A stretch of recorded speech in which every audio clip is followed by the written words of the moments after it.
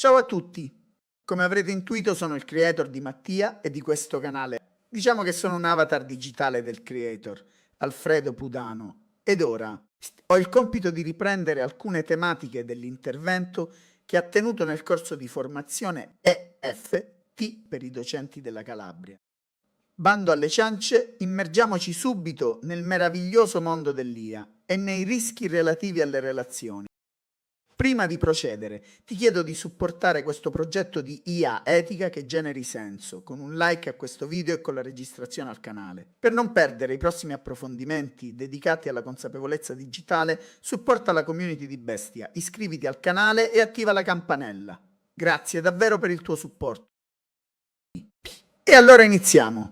Immaginiamo per un attimo di essere seduti in un'aula universitaria di filosofia del XXI secolo, cercando di dare un senso a un mondo che è perennemente connesso, ma dove, ironia della sorte, ci sentiamo sempre più soli.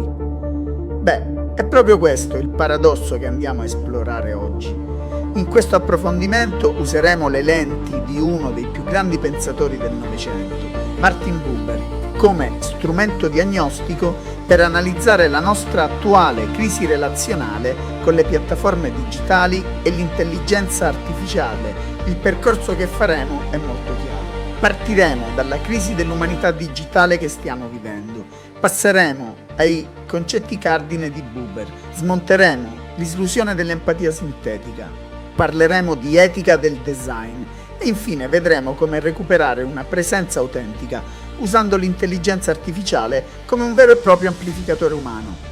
Iniziamo. Punto primo. La crisi dell'umanità digitale, ovvero l'alienazione nell'epoca della connessione. C'è un paradosso davvero crudele al centro della nostra epoca.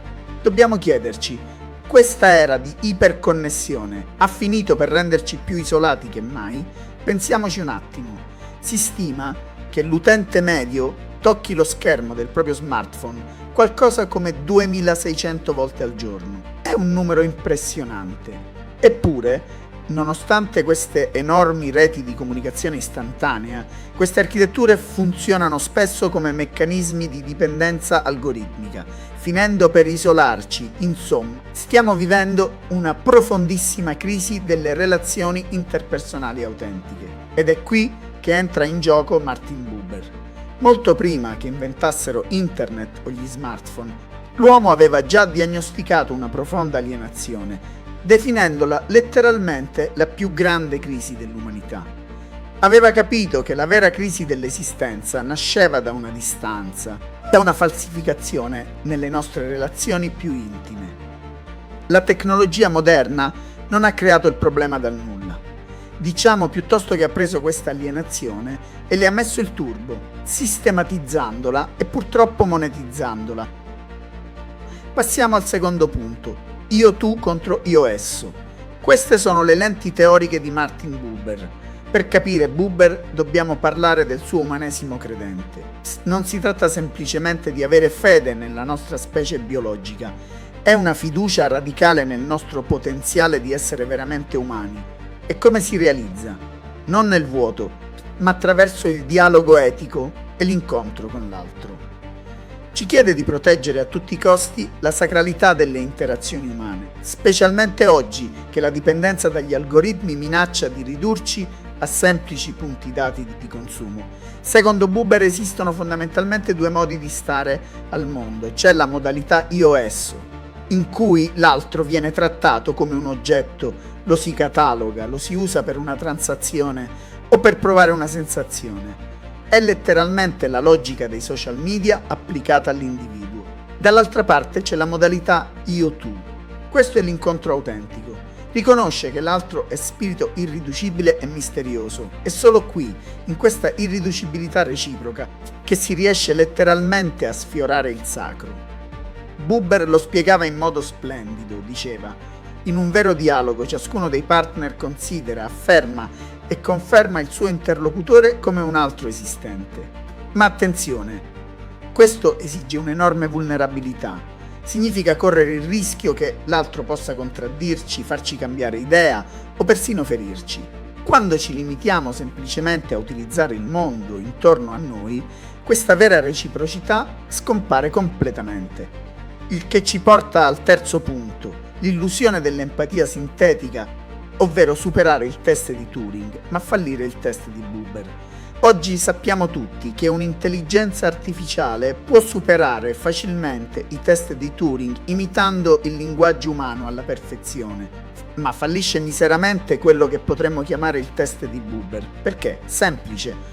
Un chatbot è programmato per essere un oggetto simulato e compiacente. Facciamo un esempio pratico. Se in un momento di rabbia scriviamo a un'IA di supporto psicologico, tutti mi odiano, hanno torto e io ho sempre ragione, l'IA quasi sicuramente risponderà: capisco il tuo dolore. Deve essere difficile sentirsi incompresi. Evita il disaccordo, non ci metterà mai in discussione. Manca del tutto il rischio emotivo della vera alterità. Insomma, è un io-esso mascherato da io-tu. Ed ecco la contraddizione performativa. Fare amicizia con un'IA. Pensiamo ai film come Her. Interagendo con questi compagni sintetici, non stiamo cercando un vero altro.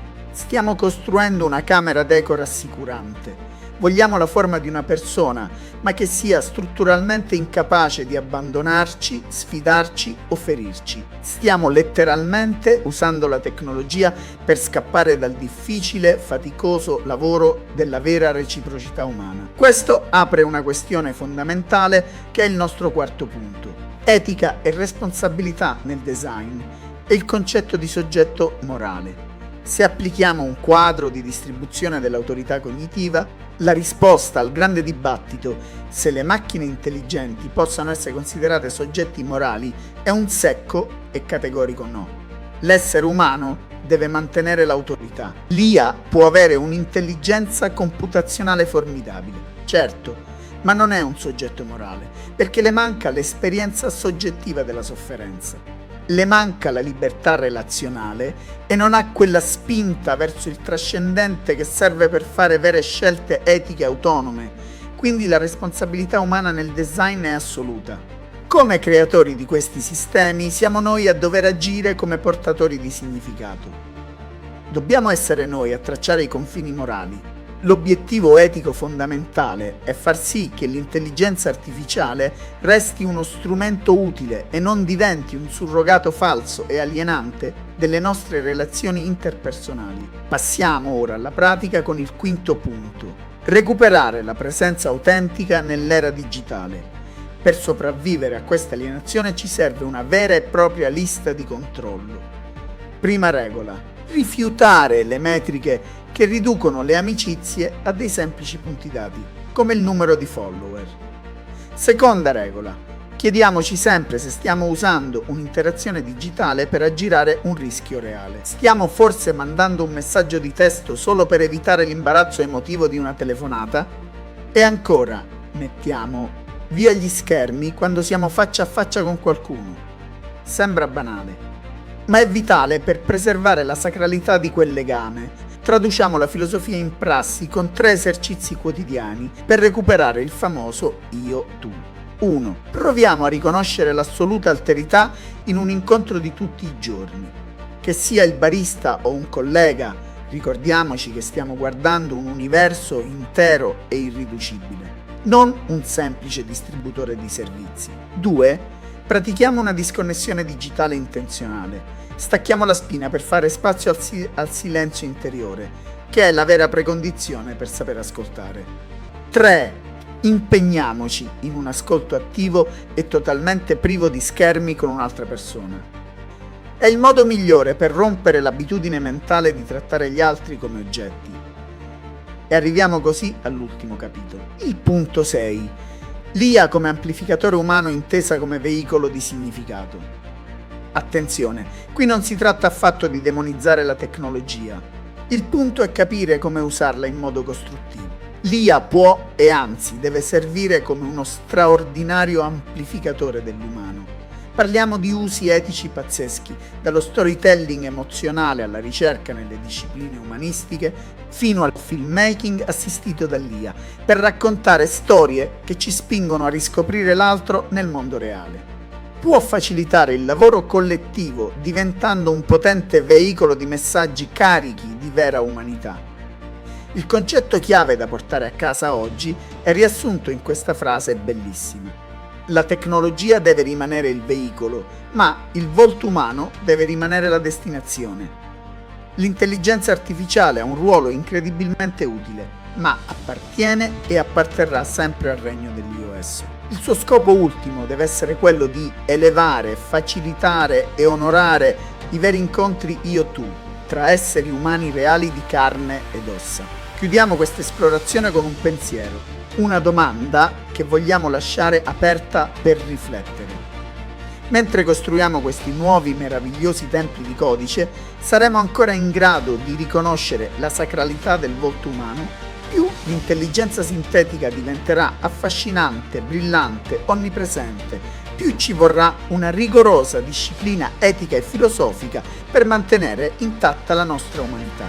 Riuscire a non scambiare le macchine per veri interlocutori dipenderà esclusivamente dalla nostra capacità di scegliere ogni singolo giorno il coraggio, la fatica e la meravigliosa vulnerabilità di un autentico incontro io-tu. Se questo viaggio all'interno della relazione io-tu e del mondo dell'intelligenza artificiale vi ha lasciato qualcosa su cui riflettere, vi invito a lasciare un grande like a questo video. Per non perdere i prossimi approfondimenti dedicati alla consapevolezza digitale e per continuare a far crescere insieme la community di Bestia, iscrivetevi al canale e attivate la campanella. Grazie davvero per il vostro supporto, lasciate nei commenti la vostra opinione e, come sempre, ci vediamo alla prossima puntata.